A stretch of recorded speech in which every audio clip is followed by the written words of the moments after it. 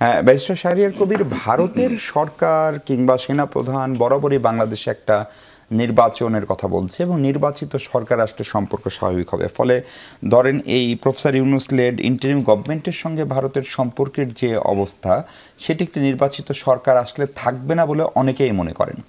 ফলে নির্বাচন হয়ে গেলে কি শেখ হাসিনা বার্গেনিংয়ের একটা টুল হবে কিনা নির্বাচিত সরকারের জন্য, এবং সেক্ষেত্রে যদি উনি অ্যাপিল না করেন তাহলে তো তার মৃত্যুদণ্ডটা নিশ্চিত। অ্যাপিল করলে সাজা পুনর্বিবেচনার সুযোগ নিশ্চিতভাবে উচ্চ আদালতে রয়েছে। উনি নারী, নানান গ্রাউন্ডও তার রয়েছে। ফলে কি করতে পারেন উনি, এবং আপনার পূর্বাভাস কি যে ধরেন এই সরকারের মেয়াদ তো প্রায় শেষের পথে, সেক্ষেত্রে পরবর্তী সরকারের সময় এটার কোনো একটা দৃশ্যমান অগ্রগতি হতে পারে কিনা? ধন্যবাদ আপনাকে। আপনার মাধ্যমে আপনার টিভির সমস্ত দর্শকদেরকে সালাম ও শুভেচ্ছা, এবং আমার আলোচক যারা আছেন, সহ আলোচক, তাদেরকে আপনাকে সহজ সালাম ও শুভেচ্ছা। দেখেন, আজকে আপনার এই সাবজেক্টটা পড়ে একটা জিনিস হঠাৎ মনে হলো। সে হচ্ছে সূরা তওবাতে আল্লাহ সুবহানাহু ওয়া তাআলা বলতেছেন, তারা সামান্য হেসে নিক, শীঘ্রই তারা তাদের কৃতকার্যের জন্য কাঁদবে। আল্লাহ সুবহানাহু ওয়া তাআলা কোরআনে বলছে, তারা সামান্য হেসে নিক, তারা তাদের কৃতকার্যের জন্য শীঘ্রই প্রচুর কাঁদবে। কেন এই কথাটা বললাম? আপনার মনে আছে আব্দুল কাদের মোল্লা সাহেবের রায় হলো, রায় হয়ে যাবজ্জীবন হয়েছিল। শাহবাগে একটা নাটক উপস্থাপন হলো।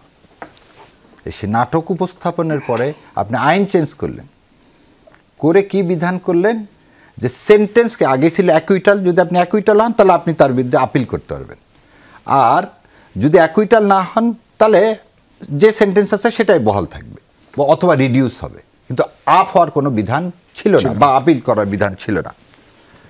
উনি ক্যাপিটাল পানিশমেন্টটা ছিল না, ক্যাপিটাল পানিশমেন্ট ছিল না। 2013 সালে আইনটাকে পরিবর্তন করে মৃত্যুদণ্ড দিলেন এবং শহীদ আব্দুল কাদের মোল্লাকে মৃত্যুদণ্ড দেওয়া। দেখেন, আমি একটা শব্দ ইউজ করছি, শহীদ আব্দুল কাদের মোল্লা। আজকে টিভিতে অনেক টকশো শুনলাম, সবাই শেখ হাসিনাকে ফেরাউন বলতেছে, নমরুদ বলতেছে। শেখ হাসিনাকে এটার বেশি কিছু আমি বলতেছি না। দেখেন, আর একজনকে আমরা শহীদ বলতেছি। তা আপনি আইনকে কিভাবে অ্যাবিউজ করলেন, আজ 10 বছরও যায়নি, 2013 সাল, আজকে 12 বছরের মাথায় ইতিহাসের পুনরাবৃত্তি দেখেন। আছে তারই হলো। আর ভাই যেটা বললেন, দেখেন, রাইট টু আপিল, এটা আছে সেকশন 21(3)-তে। এখানে বলা আছে, no appeal shall lie after the expiry of the aforesaid period, মানে হচ্ছে 60 দিনের পরে। তাহলে no appeal shall lie, shall বলে দিচ্ছেন, মানে আপনি আপিল করারও আপনার কি থাকবে না, অধিকার থাকবে না 60 দিনের পরে, মানে 60 কর্মদিবস, 60 কর্মদিবস, 60 দিনের পরে। এখানে কর্মদিবস মানে ওয়ার্কিং ডেজ নাই, এখানে ডেজ আছে। তার মানে হচ্ছে 60 ডেজ। আচ্ছা, এখন আপনার প্রশ্নের উত্তরে আসি।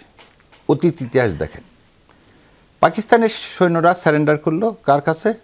জগদীশ সিং নরওয়ার কাছে, এবং এই সৈন্যগুলোকে নিয়ে গেল ইন্ডিয়া। নিয়ে যে কি করলেন, পাকিস্তানের সাথে একটা বার্গেন করলেন। কি বার্গেন করলো? বার্গেন করে আপনি অবাক হয়ে যাবেন, কম্পানসেশন মানি নিলেন। কম্পানসেশন মানির অ্যামাউন্টটা কত সেটা আপনাকে বলে দিচ্ছি। ইন্ডিয়া কম্পানসেশন অ্যামাউন্ট নিলেন হচ্ছে 543 কোটি ইউএসডি। এই কম্পানসেশন তো আমার পাওয়ার কথা, মুক্তিযুদ্ধ তো আমার, ক্ষতিগ্রস্ত তো হলো বাংলাদেশ। সে বার্গেন করে এই সৈন্যদেরকে ফেরত দিয়ে 543 কোটি টাকা সে কম্পানসেশন নিলেন। আজকে একই কাজ সে করবে, কারণ তার সাথে শ্রীলঙ্কার সম্পর্ক খারাপ, তার সাথে নেপালের সম্পর্ক খারাপ, তার সাথে মায়ানমারের সম্পর্ক খারাপ। সো সে কী করবে, এই শেখ হাসিনাকে এখন, এই যা আমাদের অজিত দোভাল হঠাৎ কোনো এত রাশ করে ডেকে পাঠালেন security অ্যাডভাইজারকে, I don't know.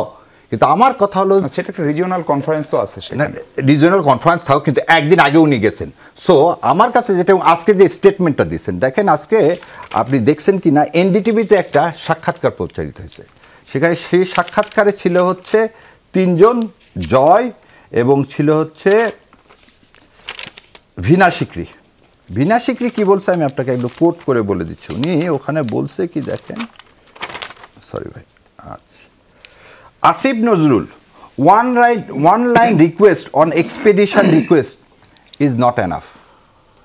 ভিনা Sikri আজকে এনডিটিভিতে লেফট অ্যান্ড রাইট সেন্টার বলে একটা টকশো হয়, সেখানে বিষ্ণু ওনাকে বলতেছেন, Asif Nazrul send a note, কি request, one line request on এক্সপেডিশনস।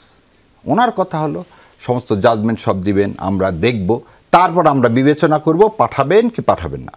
So এই বিনা স্বীকৃতি কিন্তু 13 সালে আমাদের নির্বাচনের 12টা বাজায় দিয়ে চলে গেছিল, হাই কমিশন ছিল না, সেটা সুজাতা সিং ছিলেন। ও সরি, সুজাতা সিং ছিল পররাষ্ট্র সচিব, বিনা স্বীকৃতি হাই কমিশনার। এবং সে হ্যাঁ, এবং সে এই কথা বলে গেল, সে এই নির্বাচনটার 12টা বাজায় দিয়ে গেছিল। এবং বিনা স্বীকৃতি দেখেন, সে আসিফ নজরুলের নাম ধরে বলছে সেদিন। এখন কথা হলো, আমরা অনুপ চেটিয়া তো বিচারই হয়নি, যাবজ্জীবন কান কোনো মৃত্যুদণ্ড কিছুই হয়নি। আপনি অনুপ চেটিয়াকে এক্সট্রাডিশন টিটিতে যখন দিবেন, অনুপ চেটিয়া বারবার বলছে আমাকে ওখানে দিও না, আমাকে মেরে ফেলে দিবে। তাহলে একই ইন্ডিয়ার যে দ্বিচারিতা, ইন্ডিয়ার কাজটা কি? ইন্ডিয়ার কাজটা আপনাকে ট্রাফে ফেলা এবং এই হাসিনাকে টুল হিসাবে ইউজ করবে, যেটা আওয়ামী লীগের লোকজন বুঝতেছে না, সেই জন্য এই বাসগুলোতে আগুন দিচ্ছে। যেমন সজীবাদের জয় আজ করছে সাকসেসফুল লকডাউন, কত বড় মিথ্যা, কত বড় মিথ্যা। এবং আরেকটা জিনিস দেখেন, গতকাল তার কিন্তু ম্যারেজ ডে ছিল, আমি জানি না আপনি জানেন কিনা, শেখ হাসিনার ম্যারেজ ডে ছিল গতকাল। শেখ হাসিনার ম্যারেজ ডের দিনে সবচেয়ে বড় উপহার পেলেন, আল্লাহ সুবহানাহু ওয়া তাআলা তাকে দিলেন তার মৃত্যুদণ্ড। সো তুমি অপরের জন্য কূপ খনন করছো, সেই কূপে তোমাকে পড়তে হবে, কারণ তুমি সারা জীবন মিথ্যাচার করছো। এই জয়ের বিষয়ে একটা কথা বলে শেষ করে দিই।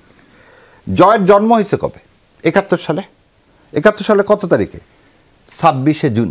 কোথায় হয়েছে জানেন? সিএমএসে। সবাই জানে মোটামুটি সিএমএসে হয়েছে। তাহলে পাকিস্তান আর্মি যে নির্মমতা, তাদের শেখ হাসিনার তো ক্যান্টনমেন্ট থাকার কথা না। তার মানে আওয়ামী লীগ কখনোই কোনো দিনই এদেশের মানুষের জন্য কিছু করেনি। এবং আপনি যেটা বললেন ইন্ডিয়ার স্বার্থ রক্ষার্থে, ভাই যে কথা শুরু করছিল, বাংলাদেশের মানুষের সাথে কোনদিন ইন্ডিয়া সম্পর্ক চায় না।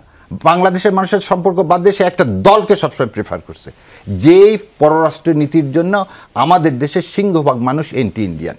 এবং এই রিডিংটা পড়তে পারেনি বলেই শেখ হাসিনা কী করছে, এই বর্বর হামলা করলো, এই মানবতা বিরোধী একটা সে জায়গায় ধরেন অজিত দোভাল ভারতের কেবল জাতীয় নিরাপত্তা উপদেষ্টাই না, বিজেপি এবং ভারতীয় প্রধানমন্ত্রী নরেন্দ্র মোদীর উপরে তার সাংঘাতিক ইনফ্লুয়েন্স, বিশেষ করে রিজিওনাল পলিটিক্স এবং বাংলাদেশের উপরে। অজিত দোভালের আমন্ত্রণে আমাদের প্রথম জাতীয় নিরাপত্তা উপদেষ্টা বাংলাদেশে, আমাদের আগে জাতীয় নিরাপত্তা উপদেষ্টা ছিল না, অ্যাম্বাসেডর খলিল রহমান, তিনি একদিন আগে গেলেন। একটা রিজিওনাল কনফারেন্স আছে, কিন্তু আমরা ধারণা করি যে নিশ্চিতভাবেই এই ইস্যুটাও হয়তো আলোচনায় আসবে।